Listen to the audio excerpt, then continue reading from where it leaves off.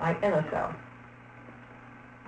And I saw that I was resentful, that somebody else had done something that I had wanted to do all my married life. My one purpose had been to sober you up. And then somebody came along and in 2 minutes did the job. I was also resentful I didn't have any time with you anymore. We used to have so many wonderful weekends together. We were so companionable. But now the house was full of drunks and I didn't see you anymore. You were always out working on somebody or bringing some new one home. I love to have the house full of drunks, but I didn't have that same feeling of need. I didn't feel that I was needed any longer. I had been terribly important before in my own life.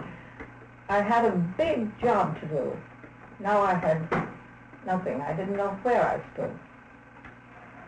I was still completely grateful for this wonderful thing, but I myself was confused and didn't know where I was, what my goal was. I'd had a goal before. Now what was it? Then I realized that I too had to live by the 12 steps. It was just as important for me as it was for you. Not so obvious perhaps, but just as important. So, that's my story. Well, Lois certainly went on with the 12 steps.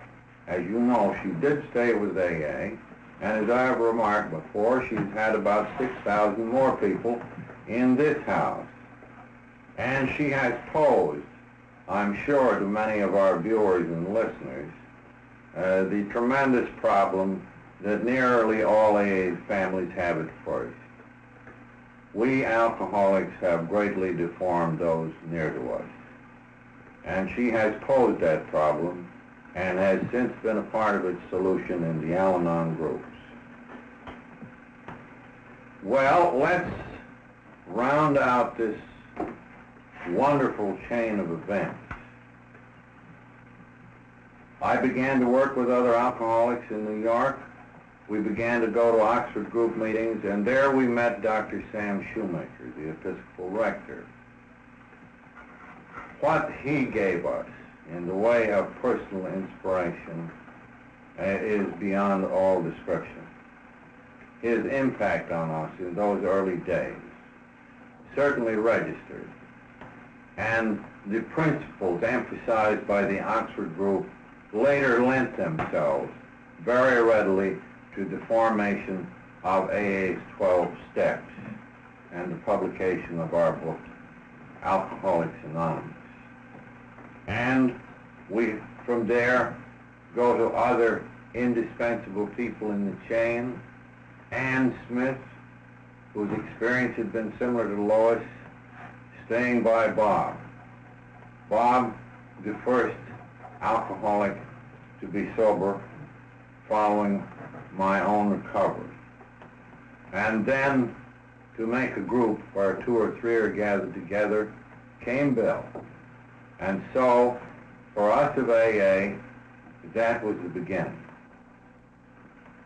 If this means of communication between us and you proves to be useful and a happy one, I hope we shall make some more of them. Meanwhile, God bless all of you, and Alcoholics Anonymous forever.